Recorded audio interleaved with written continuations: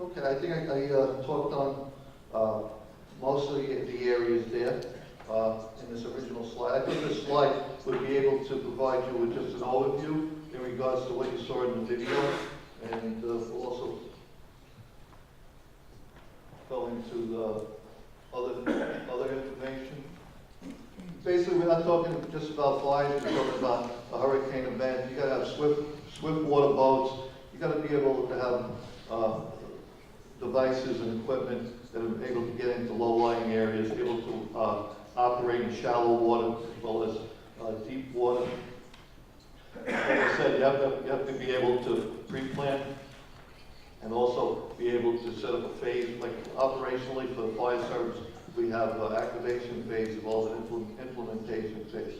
Activation, basically 96, 72 hours prior, getting everything ready based on what you planned throughout the whole year, and then implementation when it comes time to operate. So that kind of gives you a little timeline there.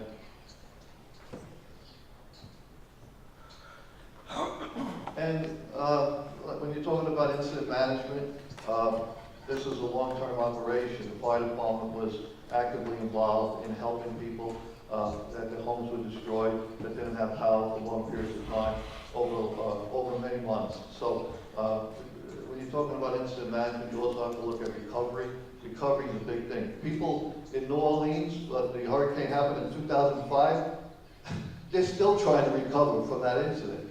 All right, so people that are really into emergency management, recovery is a big issue in regards to helping people to get back to their normal lives.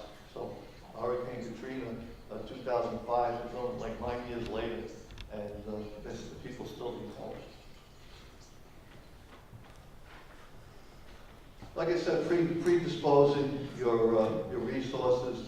This gives you an idea. When you're talking about hurricanes, you're talking about trees coming down, you're talking about electrical poles coming down. So you need a lot of chainsaws. You need to work with the Parks Department on clearing streets. You have to make sure the power's off so you don't get electrocuted when you're cutting down limbs and things like that, trying to clear the roads. You need fuel. So Office of Emergency Management, as well as various city agencies, are working on many different plans for the future. A transportation plan in regards to getting first responders in and out, and getting people easily out of the evacuation areas. A fuel plan in regards to where first responders can get tools and equipment and fuel for their chainsaws, for their vehicles, for the various types of dewatering equipment, that type of thing.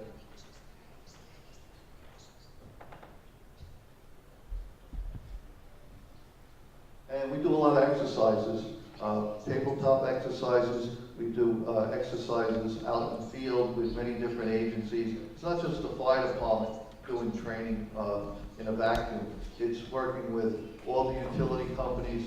It's working with the Office of Emergency Management, the police department, sanitation, all the environmental groups that are needed in regards to dealing with all the rubble, dealing with contaminants in the water, in the soil.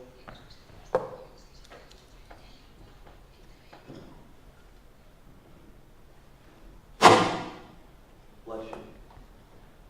And these are just some of the main areas of incident command. When you're talking about incident command, you have a command structure, and then you have your finance, you have your planning, you have operations, you have communication, and logistics. So you have major areas in incident command.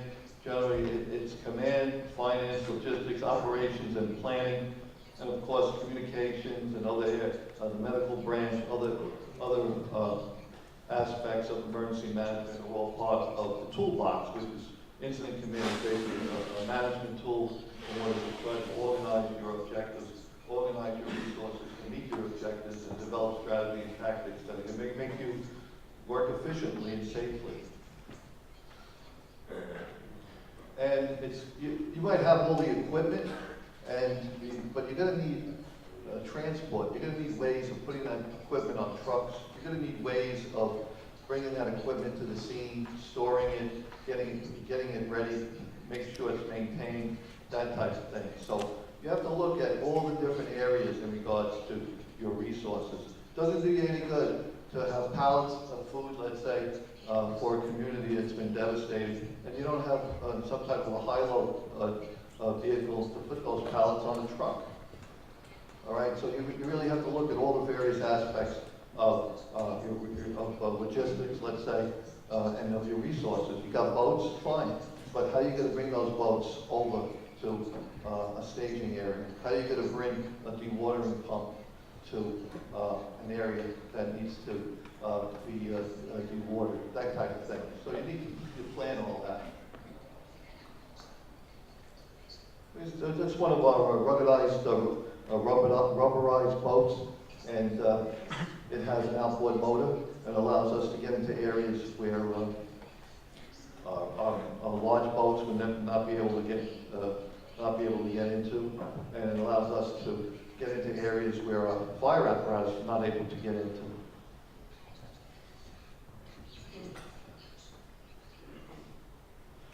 And you can see firefighters here, and they're basically getting their equipment, tools organized and ready during the activation phase.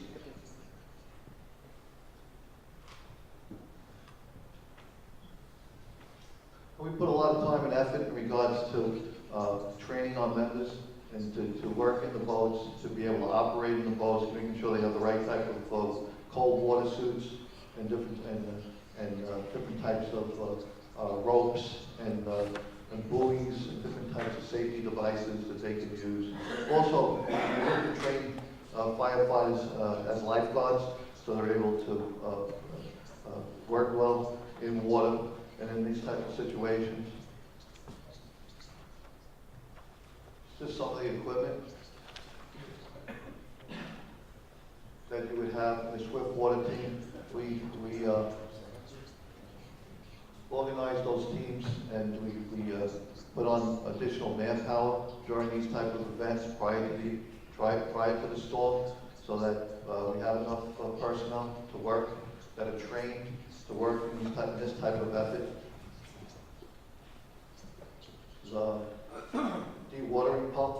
We're looking to get more dewatering pumps. We're looking to get funded for this type of equipment.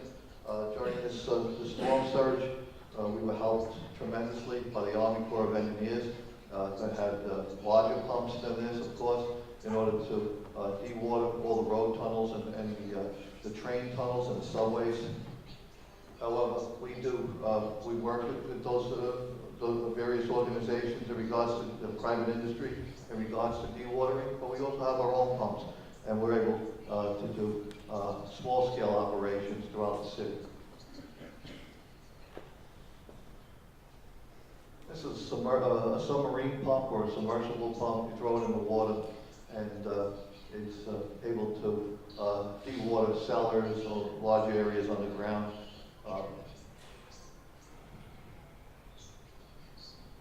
Looks like a big anaconda snake coming out of the water there. Throw the pump in, and you're able to dewater a couple of thousand gallons a minute from a cellar, sub-basement, that type of thing. You got to remember, in New York City, we have a lot of infrastructure. So we're talking about some buildings, they have levels like 70, 80 feet down. So they might have 5, 7 stories below ground. So all the water got to goes where it looks to go to its lowest level. So all this water is going down into all these high-rise office buildings, parking garages, all this different infrastructure, and that salt water does a tremendous damage to energize electrical equipment. During 9/11, we had a very small operations center, the fire department. We only had a few computers and a telephone. It was basically just a notification desk, and we really didn't have the tools and equipment, the computers, the video feeds in order to handle large-scale events. Because nowadays, you really need to have your major players in your organization understand what's going on and able to make decisions from, let's say, headquarters or somewhere remote from the incident. Years ago, we always thought the incident commander had to be actually at the scene and seeing what was going on. Well, that's okay in regards to what needs to be done on the scene. However, as we can see, like with a hurricane situation, there's a lot of communication and information that needs to be looked at, understood, and decisions need to be made based on all that information. When you're in front of a fire, let's say, or you're in front of a situation that is just localized, you're not going to be able to review all that information. You're not going to be able to talk to the people that you're supposed to be talking to, various agencies, in order to make decisions. So you need some type of an operations center that can do this. And after 9/11, we spent a lot of money in regards to an operations center for the fire service. This is the fire commissioner, South Santa.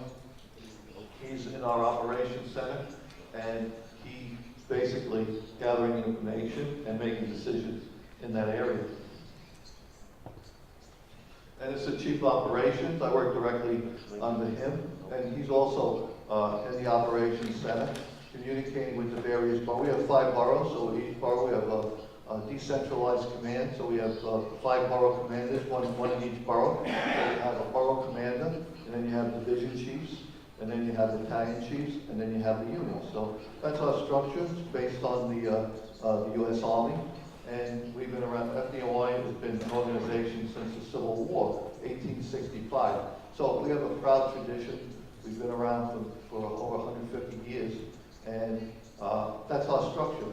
However, the borough commands can work individually in regards to their given boroughs, but they're also in communication with operations at headquarters, so that headquarters can also look at what's going on in the 5 boroughs, coordinate effort, and deal with various issues based on information. We also send people to OEM.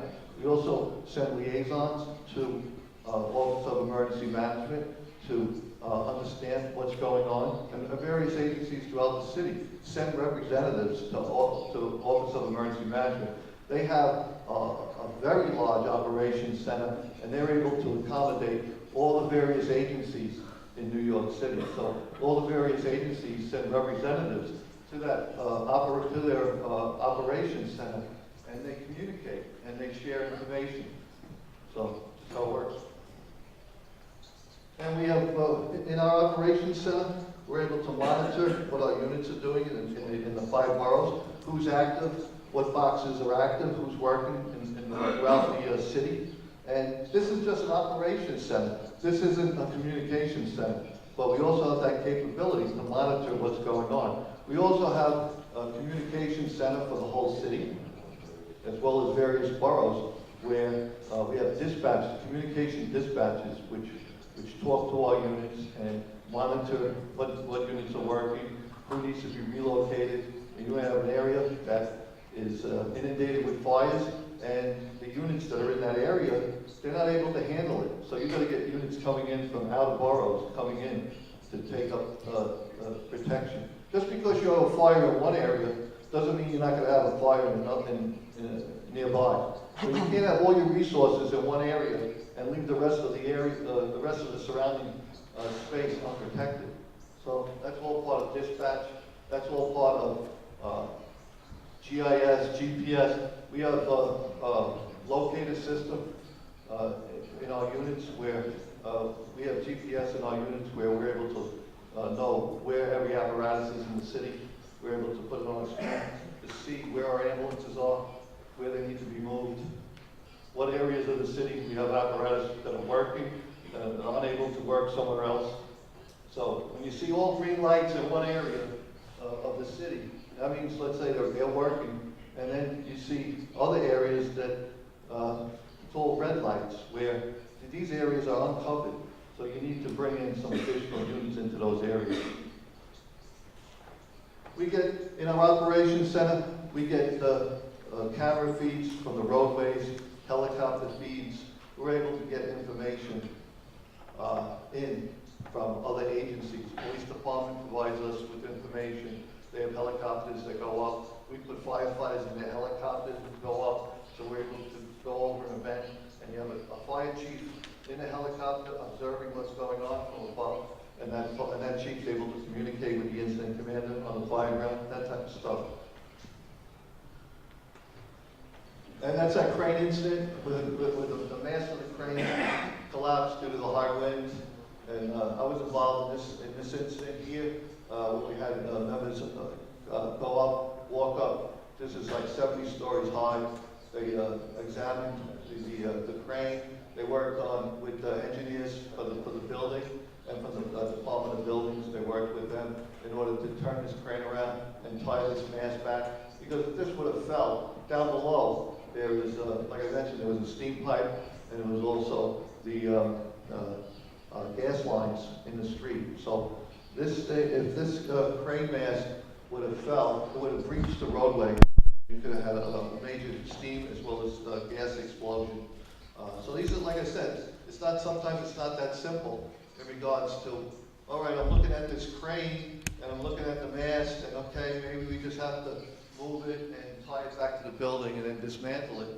Well, in the interim, you also have to be thinking about your infrastructure, what's involved, who needs to be evacuated. Like I mentioned, we had to evacuate like 20-something high-rise office buildings in the surrounding area. And that means no cars going through that area, no pedestrians walking through that area. And in the fire service, you can't do that all yourself. So you have to be able to work with other agencies in order to do that.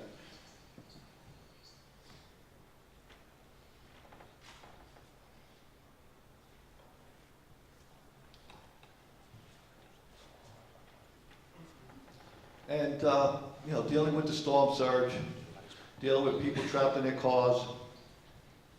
Some of these shots are a little blurry because they're basically photographs from street cameras that we pulled in order to make the PowerPoint. So it just gives you an understanding in like real time what was going on in regards to the high winds, the water, the storm surge, and that type of thing.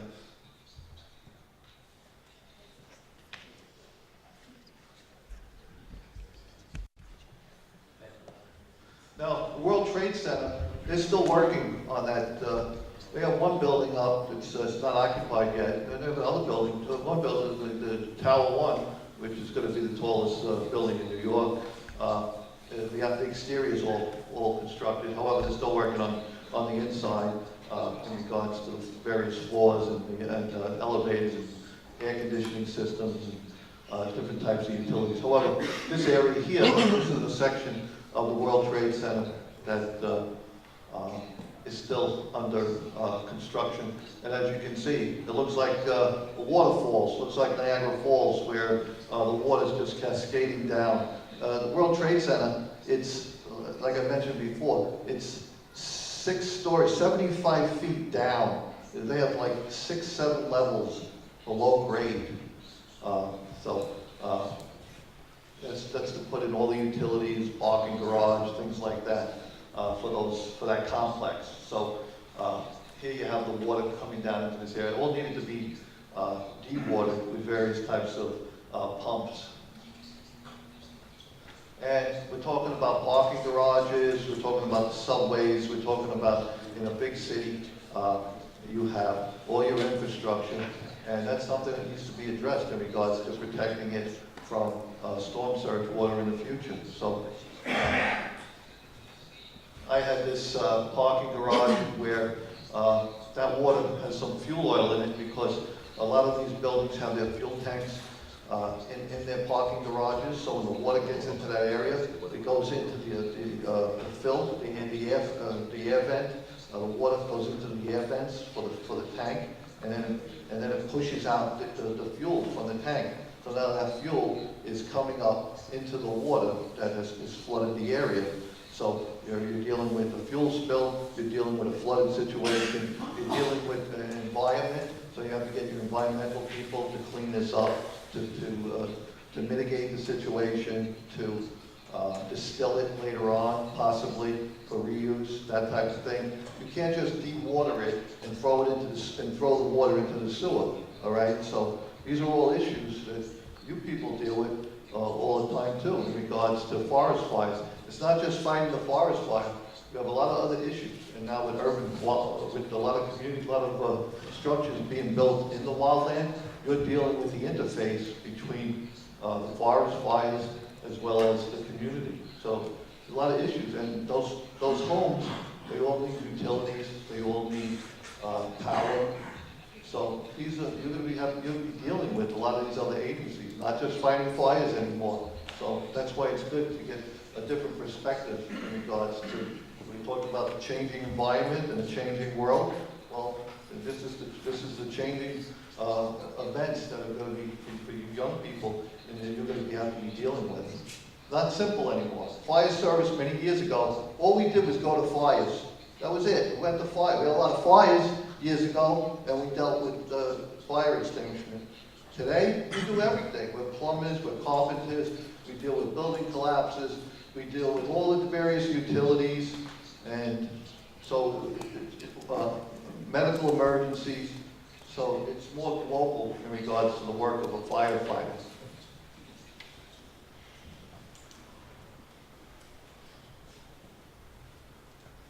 Like I said, these little video cameras of water coming into subway systems.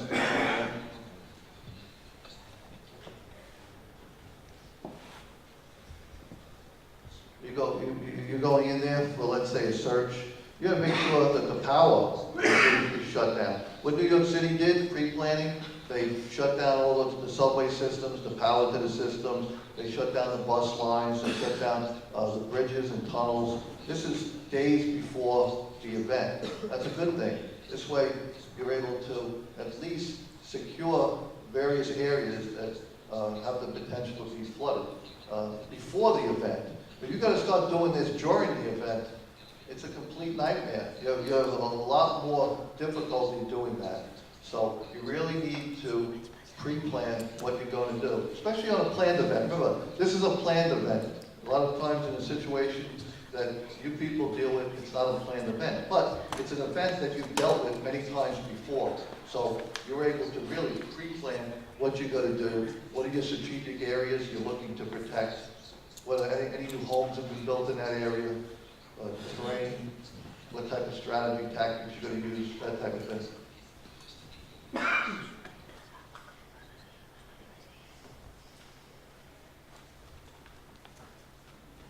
This is all Manhattan, the Holland Tunnel, like I mentioned, a road tunnel going into Jersey. Lincoln Tunnel, there's another road tunnel going into Jersey to New York.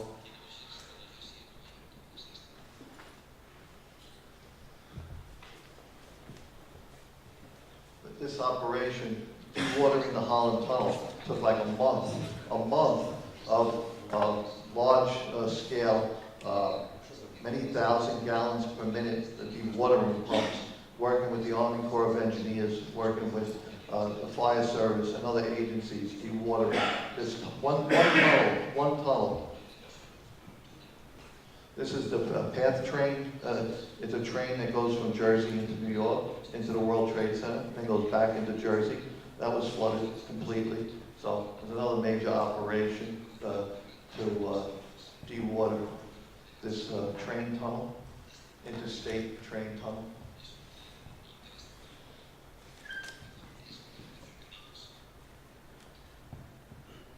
Showing just fire department members working in this capacity.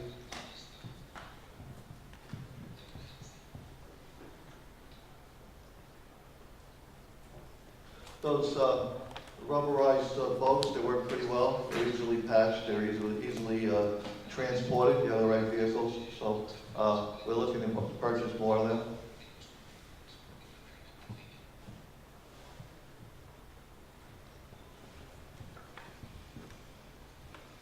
This was a collapse we had in Manhattan, where the entire front wall.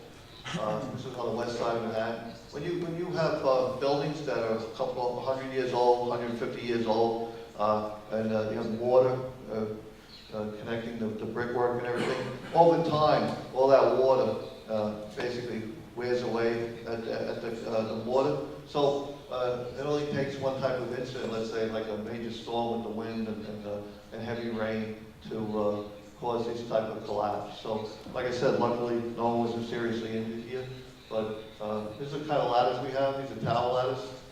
All right, so you have a bucket, firefighters can go up there. They also have nozzles they can use in fire situations. You have a firefighter at the pedestal. The firefighter at the pedestal is able to operate the bucket, as well as you have controls up here in the bucket. So this firefighter can control the bucket as well as here. These are called tower ladders. We also have aerial ladders that don't have a bucket. Hospital evacuation. We had 5 hospitals that had major flooding. The fire department worked in regards to evacuating people from the hospitals.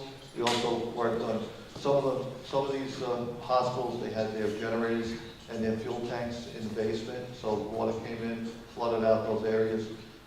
Some had generators on the upper floors, so we had emergency generators, so we had to walk up fuel up to the upper floors in order to fill up the tanks for those generators. We work with EMS, all right? EMS had about 20,000 calls in a 24-hour period dealing with all the various medical emergencies. EMS is a big part of the fire service, all right? Basically, the fire service joined with EMS about 15 years ago, and it's been extremely helpful in regards to dealing with the main issue. The main issue in the fire service is life and property. So life is number one. So it behooves you to have EMS as part of your organization. This is just different equipment here, that dewatering equipment that we have. This is just a quick overview of the various boroughs that show you the devastation. This is that large fire in Queens.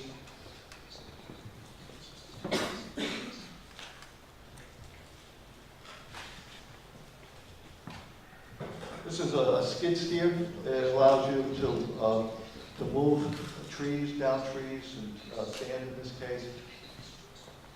We also reserve apparatus. We put in additional fire trucks that man them, so you have additional manpower. This is Kennedy Airport, flooded out. This is Staten Island.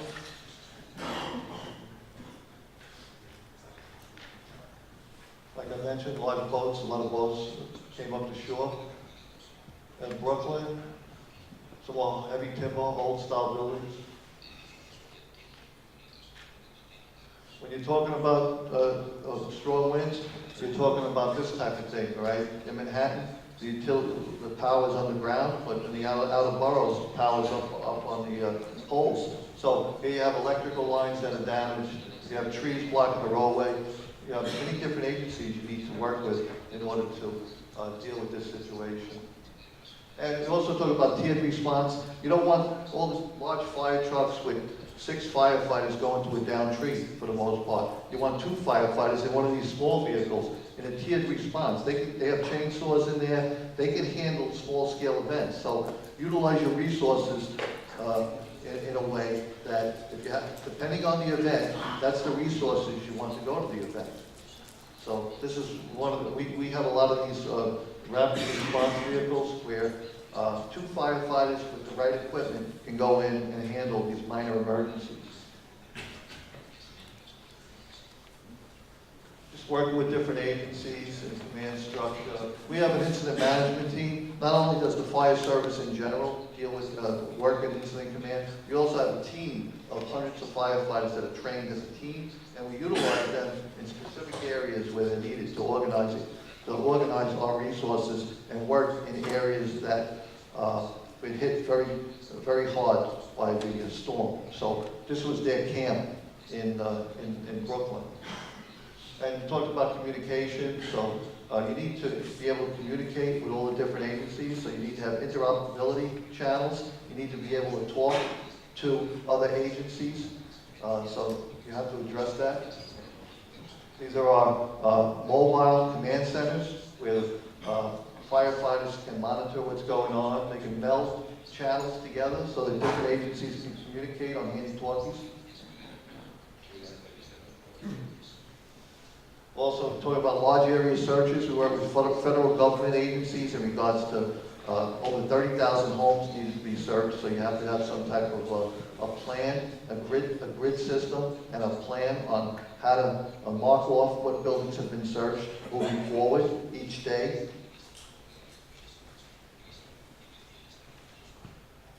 Like I said, we put additional apparatus and manpower, brought in manpower early. We need to get those boats and equipment to the scene. And we find this very handy. These are like caches that hold different types of tools and equipment and medical supplies. So we have these all around the city where you can just basically get a truck, put it on a flatbed, and take it to the incident. And that has all sorts of cutting tools, plywood for major collapses where you can shore up the building. And we also work with the National Guard with their heavy axle, high axle trucks. These are just some of the electrical generators that we've purchased. Also work with the community on their psychological needs, providing them with supplies, working with the American Red Cross and the Salvation Army. We also have an operation where we help people clean out their homes, get rid of the sheetrock that's damaged by moisture so that they don't get mold later on. And then we also pump out the water. Work with various state and governmental agencies and bringing in supplies. Private industry in regards to portable boilers for structures, housing that have their utilities damaged from the storm. Communications, we found satellite phones to be very effective. We're looking to purchase more of them because cell phones get overloaded and handy-talkies get submerged.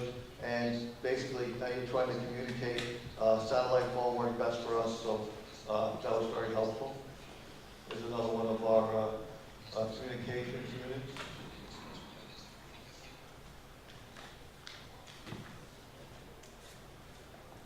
We also have a planning unit. The mobile planning unit comes in, has GIS, GPS. You set up, establish a plan. You can provide mapping. It's very good for the incident command. Finance, you want to be able to monitor your timekeeping, you want to monitor injuries, you want to be able to provide some type of budgetary report in regards for reimbursement, that type of thing. So you need a finance section as part of your organization. There's some of the lessons learned.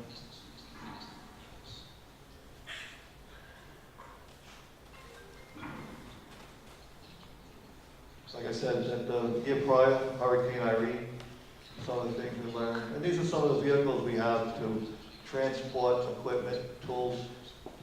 This is what we purchased recently. We bought a number of these high axle vehicles so we can get closer to the scene of the fire.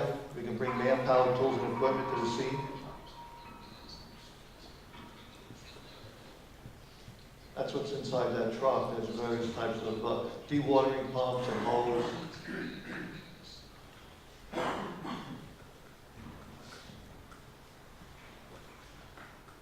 We also have metal bottom boats in areas where you're not worried about electrical lines.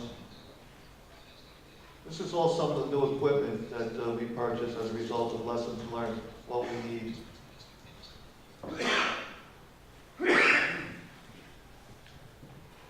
We've also got those dollies in order to bring boats in.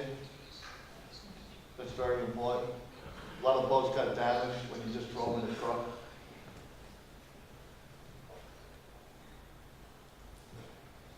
We also purchased these boats that have pumps.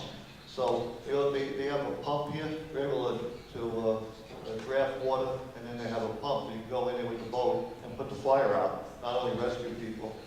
See, it has this nozzle here.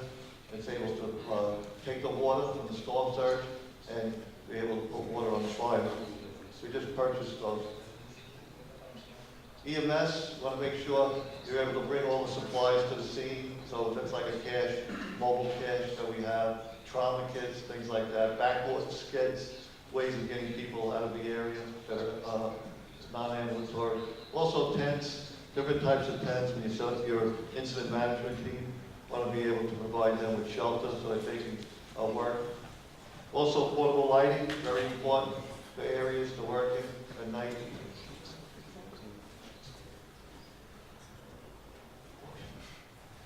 Thank you. Also, this is a skid steer. It's able to remove trees, branches. You saw it removing sand. We also purchased a couple of these. Also, you want to be able to get into areas where it's very difficult for apparatus to get in. So also, EMS can utilize these vehicles to get into areas to help people.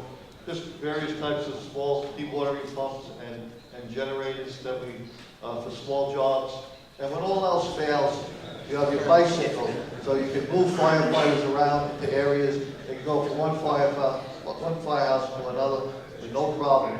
Put all their equipment in the back, and you're ready to go. So that concludes the presentation. Any questions?